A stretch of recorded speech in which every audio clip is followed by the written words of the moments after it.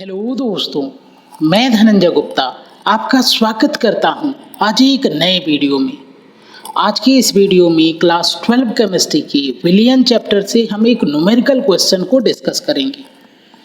आज की इस वीडियो में हम आपसे बात करेंगे आपके एनसीईआरटी बुक के अभ्यास प्रश्न से प्रश्न 1.17 को लेकर। दोस्तों, यदि आप पुरानी एनसीईआरटी बुक रखते हैं तो ये क्वेश्चन आपको 2.17 नंबर पे दिखेगा। आज के इस वीडियो में मैं इस क्वेश्चन को बहुत ही सरल शब्दों में आपको समझाऊंगा और साथ ही क्वेश्चन को पूरा लगाकर दिखाऊंगा। यदि आप वीडियो लास्ट तक देखते हैं तो मेरी गारंटी है कि दोबारा इस क्वेश्चन में या इसके जैसे किसी दूसरे क्वेश्चन में आपको कोई डाउट नहीं होगा। वीडियो यदि पसंद आए तो इसको लाइक करें, अपने दोस्तों के साथ शेयर करें, हमारे चैनल पर नए हैं तो सब्सक्राइब जरूर करें। चलिए बिना समय गंवाए आज की इस मज़ेदार वीडियो को स्टार्ट करते हैं। तो देखिए, यहाँ पर प्रश्न दिया गया है कि 300 केल्विन पर जल का वाष्प दाब 12.3 किलो पास्कल है।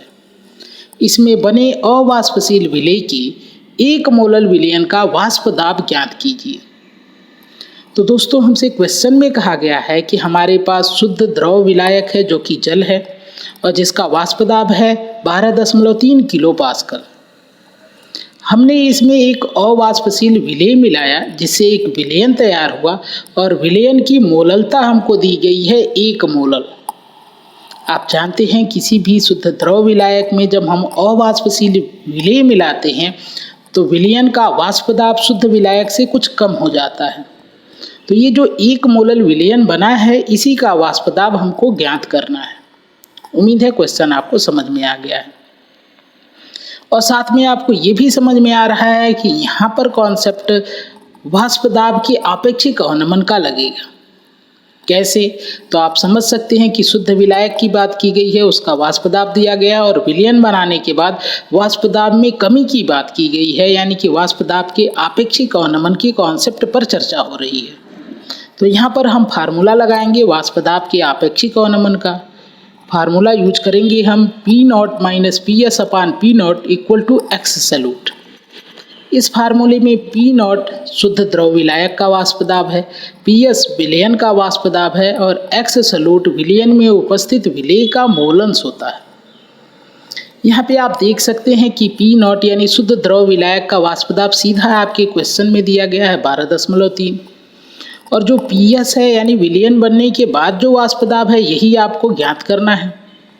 और एक्स सैल्यूट की बात करें तो ये हमको क्वेश्चन में दिया नहीं गया है, यानी कि यदि एक्स सैल्यूट का मान हम निकाल लें तो इस फार्मूले में वैल्यूज को पुट करके कैलकुलेट करके हम PS के मान को निकाल सकते हैं।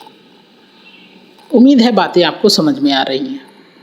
तो अब यहाँ पे नया प्रश्न ये उठता है कि एक्स सैल्यूट यानी कि विलयन में उपस्थित विलेय के मोल अंश को निकालेंगे कैसे।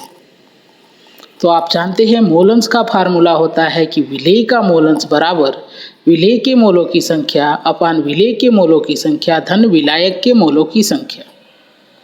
तो यदि हम विलेय के मोलों की संख्या और विलायक के मोलों की संख्या प्राप्त कर लें तो इनका यूज करके हम विलेय का मोल अंश प्राप्त कर पाएंगे। तो चलिए अब देखते हैं कि विलेय और विलायक का मोल अंश कैसे निकाला जा सकता है, मोलों की संख्या कैसे निकाली जा सकती है। तो इसके लिए एक छोटा सा हिंट दिया गया है आपको क्वेश्चन में कि जो विलयन बनाया गया है उसकी मोललता दी गई है 1 मोलल, यानी कि हमसे कहा गया है कि हमारे पास जो विलयन है इसकी मोललता 1 है और यदि इतना कहा गया है तो इससे हम रिलेट कर सकते हैं कि विलेय के मोलों की संख्या 1 मोल है और विलायक का द्रव्यमान है 1 किलोग्राम। और इस प्रकार हमको विलेय के मोलों की संख्या सीधे पता चल गई कि विलेय के मोलों की संख्या के स्थान पर हम 1 रख सकते हैं। लेकिन अभी हमको विलायक के मोलों की संख्या यानी कि N सॉल्वेंट नहीं पता चला है। तो इसके लिए हम क्या करते हैं, इस विलायक के द्रव्यमान जो कि किलोग्राम में दिया गया है इसको ग्राम में बदल लेते हैं। और एक फार्मूला आप जानते हैं कि हम मोलों की संख्या बराबर लिख सकते हैं पदार्थ का द्रव्यमान ग्राम में अपान उसका मोलर द्रव्यमान। तो यहाँ पर हम लिख सकते हैं विलायक के मोलों की संख्या बराबर विलायक का द्रव्यमान ग्राम में अपान विलायक का मोलर द्रव्यमान।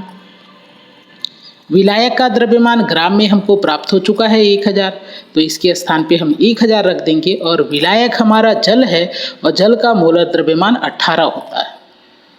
अब कैसे 18 आता है, तो जल का फार्मूला H2O होता है, हाइड्रोजन का मोलर द्रव्यमान 1 होता है और यहाँ पे 2 हाइड्रोजन परमाणु हैं तो 2 के लिए 2 हो जाएगा, और ऑक्सीजन का मोलर द्रव्यमान होता है 16, तो 16 2 18, यानी कि जल का मोलर द्रव्यमान 18 होता है।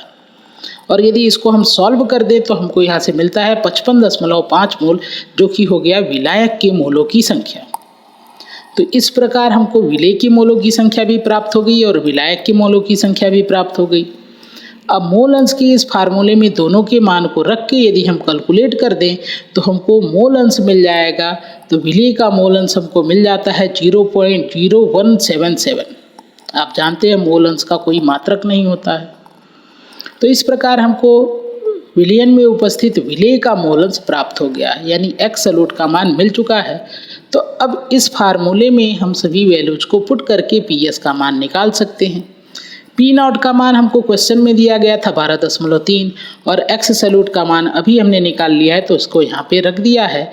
अब यहाँ पे हम क्रॉस मल्टीप्लाई कर दें तो हम इस 12.3 को इधर ला सकते हैं, क्रॉस मल्टीप्लाई कर सकते हैं इसके साथ।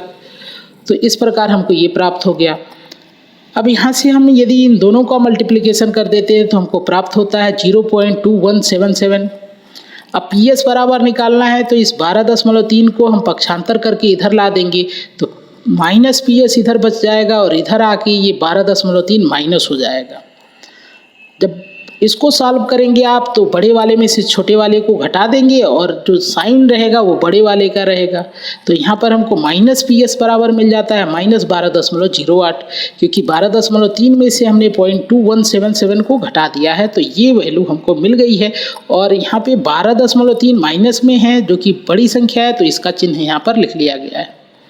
अब इक्वल टू के दोनों तरफ माइनस है तो माइनस को माइनस से कैंसिल कर देंगे और पी एस का मान हमको मिल जाएगा 12.08। यही हमको निकालना था, यानी कि जो 1 मोलर विलयन बना है उसका वाष्प दाब हो जाएगा 12.08 किलो पास्कल, और यही हमारे क्वेश्चन का आंसर हो जाएगा। दोस्तों, उम्मीद है कि आज की वीडियो आपको पसंद आएगी। वीडियो पसंद आए तो लाइक करें, अपने दोस्तों के साथ शेयर करें, हमारे चैनल को सब्सक्राइब करें, बेल आइकन को प्रेस कर लें। वीडियो से संबंधित अपने विचार को कमेंट बॉक्स में लिखें। मिलते हैं आपसे फिर से एक नए क्वेश्चन के साथ। धन्यवाद।